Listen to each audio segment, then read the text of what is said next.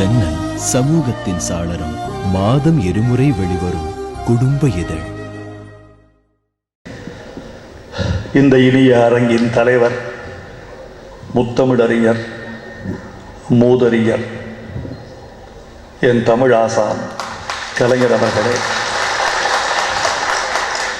இந்த விழாவின் கதாநாயகன் கவிக்கோ அப்துல் ரஹ்மான் அவர்களே, மேடையில் அமர்ந்திருக்கும் மேன்மைக்குரிய பெருமக்களே, பெரியோர்களே, நண்பர்களே, தாய்மார்களே, பாசத்திற்குரிய பத்திரிகையாளர்களே, உங்கள் அனைவருக்கும் எனது அன்பான வணக்கத்தை தெரிவித்துக் கொள்கிறேன். ஒரு சிக்கலான மனநிலையோடு நான் மேடையில் நிறுத்தப்பட்டிருக்கிறேன். நிற்கிறேன் என்று சொல்லவில்லை, நிறுத்தப்பட்டிருக்கிறேன் என்ற சொல்லை நான் தெரிந்தே ஆளுகிறேன்.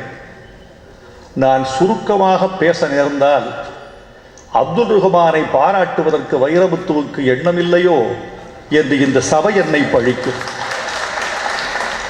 நான் நீண்ட நேரம் பேசினால் ஒலிபெருக்கி கிடைத்தால் கவிஞன் விடமாட்டானோ என்று இந்த மேடை என்னை பழிக்கும். எனவே உங்களுக்கும் மேடைக்கும் பொதுவாக நீண்ட நேரமும் அல்லாமல் குறுகிய நேரமும் அல்லாமல் ஒரு மத்திய நேரத்தில் சில கருத்துக்களை அப்துல் ரஹ்மான் அவர்களை பற்றி பகிர்ந்து செல்வதும் பதிந்து செல்வதும் என் நோக்கமாகும். எங்கள் எல்லோரையும் விட சிறந்த கவிஞர் கவிக்கோ அப்துல் ரஹ்மான். இந்த சொல்லை நான் யோசித்தும் நேசித்துமே சொல்லுகிறேன். அதற்கு காரணம் அவருடைய பரிமாணம் மற்றும் சேர்மானம். கவிதை என்பது மேலோட்டமாக பார்த்தால் ஒரு பகுதி நேர தொழில் அல்ல. கவிதை என்பது, கலை என்பது, ஓவியம் என்பது, சிற்பம் என்பது எல்லாம் பகுதி நேரமாக செய்கிற பணிகள் அல்ல. ஒரு கலைஞன் தன் சுவாசத்தை போல, உயிர் உடம்பில் தங்கியிருப்பது போல தொடர்ச்சியாக செய்கிற பணியாகும். அப்படி தொடர்ச்சியாக செய்யாவிட்டால் அது முதிராது. கருவில் இருக்கிற கர்ப்பத்தை ஒரு தாய் ஒரு மாதம் வெளியே இறக்கி வைத்துவிட்டு மீண்டும் உள்ளே வைத்தால் எப்படி இருக்கும்? ஒரு சிப்பிக்குள் விழுந்த முத்து துளி ஒரு சில நாட்கள் சிப்பிக்கு வெளியே இருந்து மீண்டும் சிப்பிக்குள் வந்தால் அது எப்படி கருவாகும்? ஒரு நிலக்கரி முதிர்கிற போது வைரமாகிறது. நிலக்கரியை விட்டு சற்றே இடம்பெயர்ந்து மீண்டும் வந்தால் அதன் முதிர்ச்சி என்னவாகும்? ஒரு கவிஞர் என்பவன் 6 மாதம் கவிஞன், 6 மாதம் ஓய்வு, 10 மணி நேரம் கவிஞன், 8 மணி நேரம் தொழிலாளி, வியாபாரி என்று இருந்தால் அது உருப்படாது. அந்த பணி நிறைவடையாது. ஒரு பட்டுப்பூச்சி கூட்டுப்புழுவிலிருந்து உருவாகிறது. அந்த கூட்டுப்புழு தனக்குத்தானே ஒரு திரவத்தை சுரந்து தனக்குத்தானே ஒரு கூடு கட்டி கொண்டு தன்னை ஒரு வளர்சிதை மாற்றத்திற்கு உள்ளாக்குகிறது. அதனால்தான் கூட்டுப்புழு பட்டுப்பூச்சி ஆகிறது.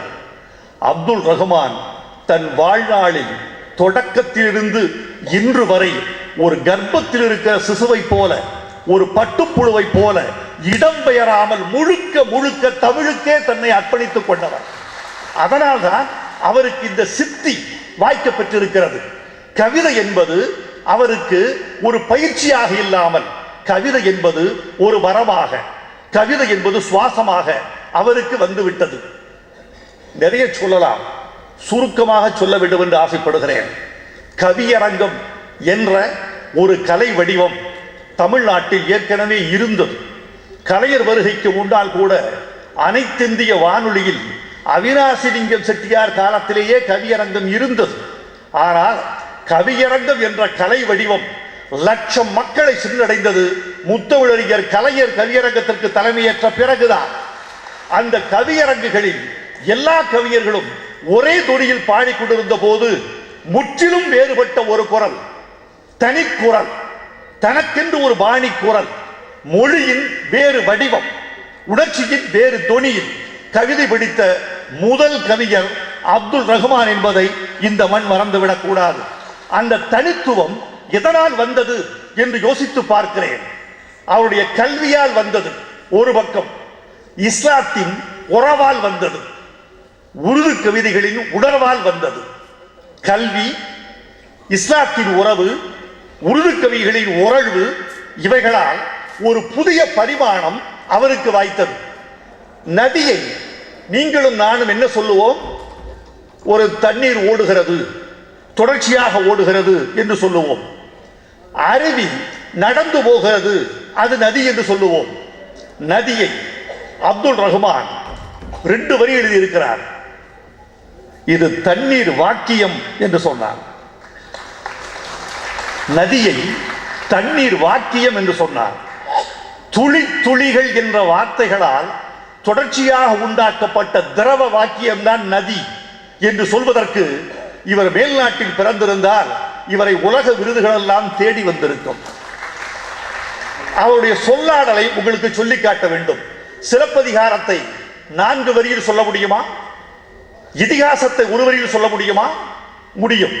ராமாயணம் என்பதென்ன, மகாபாரதம் என்பதென்ன? அண்ணன் தம்பிகள் எப்படி இருக்கக்கூடாது என்பது மகாபாரதம், எப்படி இருக்க வேண்டும் என்பது ராமாயணம். 1 வரி. இவர் சிலப்பதிகாரத்தை சொன்னார். பால் நகையாள், வெண்முத்த பல் நகையாள், கண்ணகியாள். பால் நகையாள், வெண்முத்த பல் நகையாள், கண்ணகியாள். கால் நகையால் வாய் நகை போய். கால் நகை என்பதென்ன? சிலம்பு. அதனால் வாய் நகை புன்னகை போய், கால் நகையால் வாய் நகை போய், கழுத்து நகை இழந்த கதை. அவ்வளவுதான். 3 காண்டங்களில் நிறுவிய, இளங்கோவடிகள் நிறுவியதை 4 வார்த்தைகளில் சொன்னார்.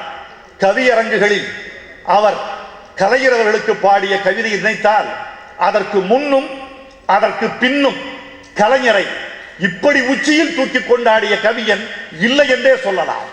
அதற்கு காரணம் கவிஞர் மீது அவர் வைத்திருக்கிற காதல்.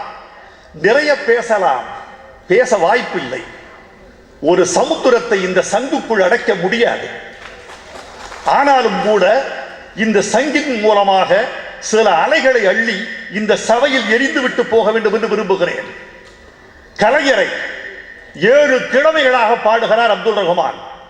பொன்னிவிழவன் பாடவில்லை, குடியரசு பாடவில்லை, முருகு சுந்தரம் பாடவில்லை, சிற்பி பாடவில்லை, ஈரோடு தமிழன்பன் பாடவில்லை, வைரமுத்து பாடவில்லை. 7 கிழமைகளாக வகுத்து அவர் பாடிய அந்த கவிதையில் 2 வரிகளில் நான் வியந்து நின்றேன். இவரல்லவோ கவிஞர் என்று அவரை அண்ணாந்து பார்த்தேன். அவர் ஞாயிறு என்கிறார். நீ ஞாயிறு, இரவிலும் விழித்திருக்கும் ஞாயிறு. நீ திங்கள், அமாவாசையிலும் ஒளிரும் திங்கள். நீ செவ்வாய், செந்தமிழ் பேசி பேசி சிவந்த வாய் செவ்வாய். இது சொல்லலாம். வெள்ளி சொல்றாரு, விடுதலை வானின் விடி வெள்ளி நீ சொல்லிட்டாரு.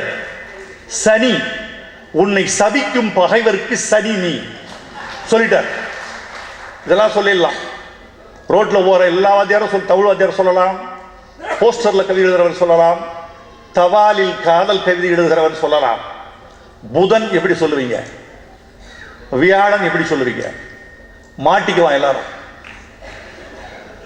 அப்துல் ரஹ்மான் தைரியமா அந்த சேலஞ்ச் எடுக்கிறார். கவிஞர்கள் எடுக்கிற போது ரொம்ப வசதியா எடுத்துக்குவான். வண்டு வந்து, கொண்டு வந்து, பண்டு தந்து, நண்டு வந்து கவிதை முடிஞ்சு போச்சு. எதுகை இது ரொம்ப எளிமை. தொட்டு இருக்கும், விட்டு இருக்கும், பட்டு இருக்கும், சுட்டு இருக்கும். ரொம்ப எளிமை. இது எடுக்கிற போது எதுகையை வளமான சொல்லிருக்கிற எதுகளை எடுத்துக்கொள்வான், தப்பிச்சு விடுவான். அப்ப போயிட்ட எஸ்கேபிஸ்ட் ஆயிரான். தைரியமானவன் நிலான்னு தொடங்கி பாரு. தமிழ்ல சொற்களே குறைவு. நிலா, உலா, விழா, பலா, கலா, இன்னும் கொஞ்சம் இருக்கலாம். ரொம்ப ரிஸ்க். அந்த ரிஸ்க் எடுத்திருக்காரு. புதன், கலைஞரை புதன் எப்படி சொல்லுவீங்க? வீழ்த்தும் தோல்விகளை வெற்றியாக்கும் அற்புதன் நீ.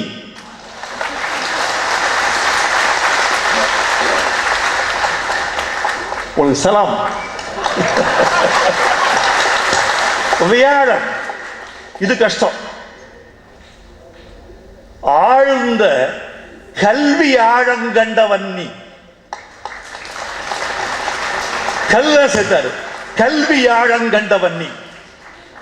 ஞாயிறு, திங்கள், செவ்வாய், புதன், வியாழன், வெள்ளி, சனி, 7 நாட்களுக்கு 7 சொல். அந்த 7 நாட்களுக்குள் கலைஞர் அடக்கம், கலைஞர் இந்த 7 நாட்களும் அடக்கம். அற்புதம். இதெல்லாம் நீங்க கவியரசர் செய்து காட்டிய சாமர்த்தியமான விஷயங்கள். கவிதையில நான் பார்க்கறது எப்படி கேட்டா, இந்த வயசு என்ன தோணுகிறது என்றால், கவிதை தமிழ்நாட்டு மக்கள் இன்னும் முழுக்க தெரியாது. தமிழர்களுக்கு, தமிழர்கள் இந்த சொல்லில் மோகம் கொண்டவர்கள். இந்த ஒலிபெருக்கி முன்னால் ஒருவன் வெறும் சொல், அந்த சொல் ஓசையில் ஒரு சின்ன காமம் இருக்கிறது, காதுகளுக்கான காமம். அந்த காதுகளுக்கான காமத்தில் தமிழன் சொத்தி கிடப்பான். அது போதும். என்ன சொல்றான்? தேவையில்லை. அன்றொரு நாள் மாலையிலே அவளை கண்டேன். இது ஒண்ணுமே இல்லை, வெறும் சவுண்டு. அன்றொரு வெறும் சவுண்டு. இந்த சப்த போதை இருக்கே, இந்த சப்த போதையில் விழுந்து கிடப்பான். இதை தாண்டணும். கவிஞன் முதலில் மொழியாடலில் இருக்கிறான், பிறகு சொல்லாடலுக்கு வருகிறான், பிறகு கலையாடலுக்கு வருகிறான், பிறகு கருத்தாடலுக்கு வருகிறான், இறுதியில் அறிவாடலுக்கு வர வேண்டும் கவிஞன். அறிவாடலுக்கு வந்தால்தான் அவன் உச்சத்தை தொடுகிறான். ஞான அனுபவம் பெற வேண்டும். சொல்லுக்குள் இருந்து அவன் வெளிவந்து சொல்லுக்கு சிக்காத ஞானத்தை சொல்லுக்குள் சிக்க வைத்து செல்ல வேண்டும். திருமூலன் செய்தான், திருவள்ளுவன் செய்தான், கீட்ஸ் செய்தான், ஜான் டன் என்ற கவிஞன் செய்தான், இமாம் ஷா அதி செய்தான், ஃபிர்தௌசி செய்தான். தமிழில் அப்துல் ரஹ்மான் செய்து கொண்டு இருக்கிறார். அவரை நான் பாராட்டுகிறேன். இங்கே மதங்களை பற்றி பேச்சு வந்தது. நான் ஒரு கவிதை எழுதினேன். ராமர் கோயில் கட்ட வேண்டும் என்று பாபர் மசூதி இடிக்கப்பட்ட பொழுது நான் ஒரு கவிதை எழுதினேன். முதல்ல ஒரு முடிவுக்கு வந்துருவோம். ராமர் அவதாரமா மனிதனான்னு சொல்லுங்கன்னு கேட்டேன். நான் சொல்றது மிக முக்கியமான, இந்த சபையில் எந்த சபையில் எதை சொல்ல வேண்டும் என்றால் தான் அந்த சபையில் அது கருத்து நிலைக்கும். இது சொல்ல வேண்டிய சபை. ராமன் பிறந்த இடம் இது, அங்க கோயில் கட்டுறோம்னு சொல்லலாம். எனக்கு ஒரு கேள்வி இருக்கு, ராமன் அவதாரமா மனிதனா? அவதாரம் என்றால் மேலிருந்து கீழே இறங்குவது என்று பொருள். கர்ப்பத்தினால் அழுக்குப்படுத்தப்படாதவன் தான் அவதாரம். அவனுக்கு இந்திரியம், கர்ப்பம் என்ற உபகரணங்கள் தேவையில்லை. அவன் வானத்திலிருந்து கீழே இறங்கி வருகிறான். அவன் அவதாரம் என்று சொன்னால் பிறக்காதவனுக்கு ஏன் பிறப்பிடம்? ராம அவதாரம் என்றால் பிறக்காதவனுக்கு எது பிறப்பிடம்? இல்லை. கோசலையின் வயிற்றுதித்தவன் சொல்லுங்க. தசரதனுக்கும் கோசலைக்கும் பிறந்தவன், வயிற்றுதித்தவன். அப்படி என்றால் வயிற்றிலிருந்து வந்தால் அவன் மனிதன். மனிதனுக்கு எதற்கு கோயில்? இந்த 2 கேள்விக்கும் இதுவரைக்கும் பதில் இல்லை. நானும் ஒரு பொது மனிதனாக, மத நல்லிணக்கம் பேசுகிறவனாக, இந்த மண் மனிதநேய மண் என்று வற்புறுத்துகிறவனாக, நாம் எல்லா மதங்களையும் கடந்து எல்லா மதத்துக்குள்ளும் மனிதர்களை பார்க்கிறோம் என்ற நிலைமையை உள்ளவனாக நான் சொன்ன இந்த கருத்துக்கு பதில் இல்லை. நம்முடைய அப்துல் ரஹ்மான் அவர்கள் ஒரு கவிதையில் இருக்கிறார். அவருடைய சுட்டு விரல், சிறகுகளின் நேரம், நேயர் விருப்பம், பால் வீதி, இந்த நூல்களை எல்லாம் நீங்கள் படிக்கலாம். நான் சொல்ல போற நூலை நீங்கள் படிக்க மட்டும் கூடாது, கற்கலாம். படித்தல் வேறு, கற்றல் வேறு. படித்தல் என்பது a kind of reading. கற்றல் என்பது a process of learning. அவருடைய படைப்புகளில் உச்சம் நான் நினைப்பது தேவகானம் என்று எழுதியிருக்கிறார். அந்த வடிவம் சிவவாக்கியர் குடித்தது. நட்டகல்லை தெய்வம் என்று 4 புட்பம் சாத்தியே சுற்றி வந்து மொணமொணன்று சொல்லு மந்திர வேதடா நட்டகல்லும் பேசுமோ நாதன் உள்ளிருக்கையில் சுட்ட சட்டி சட்டுவம் கரிச்சுவை அறியுமோ. இது தொனி. பறைச்சியாவதேதடா பணத்தியாவதேதடா இறைச்சி தோல் எழுப்பிருள் இலக்கமிட்டு இருக்குதோ. இது தொனி. இந்த தொனியை பிடித்துக் கொண்டு ஒரு ஞான வழியில் பயணமாகிறார் அப்துல் ரஹ்மான். அதில் ஒரு கவிதை சொல்றாரு. இந்த கவிதை உச்சம். இதான் ஞான அனுபவம் நான் சொல்றேன். கல்லில் கடவுளை காணுகின்ற பக்தனே, கல்லுக்குள்ள கடவுள்னு பார்க்கிற நீ ரொம்ப கெட்டிக்காரம்பா.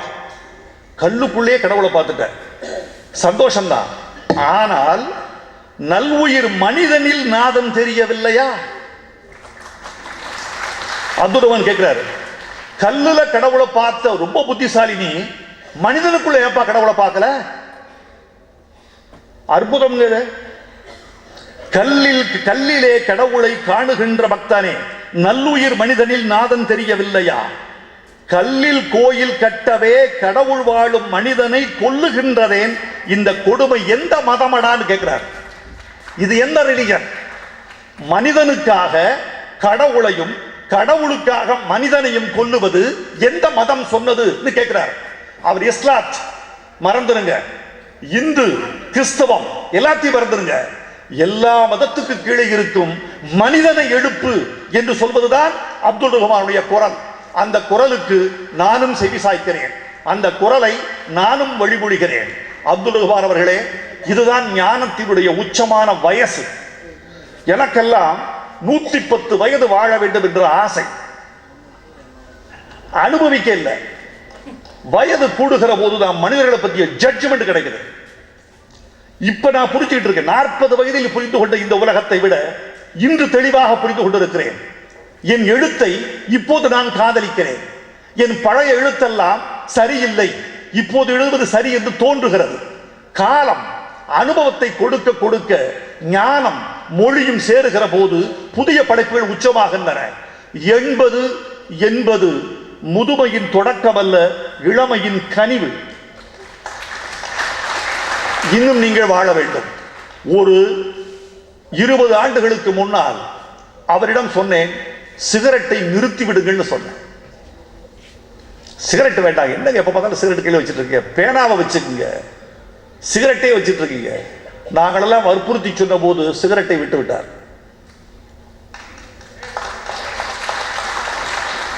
ஆனா என் நண்பர்கள் சொல்கிற தகவலை வைத்து பார்த்தால் இன்னும் உணவு ஆசை தீரவில்லை. இப்ப பிரியாணின்னு சொன்னா கலைஞர் பேச்சை கேட்க கூட போயிடுவார். கொஞ்சம் உணவு கட்டுப்பாடு.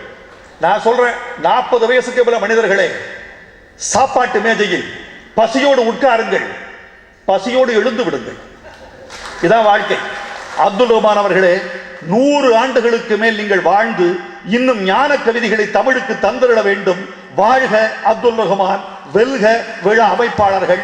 நன்றி, வணக்கம். ஜன்னல் சமூகத்தின் சாளரம். மாதம் 2 முறை வெளிவரும் குடும்ப இதழ்.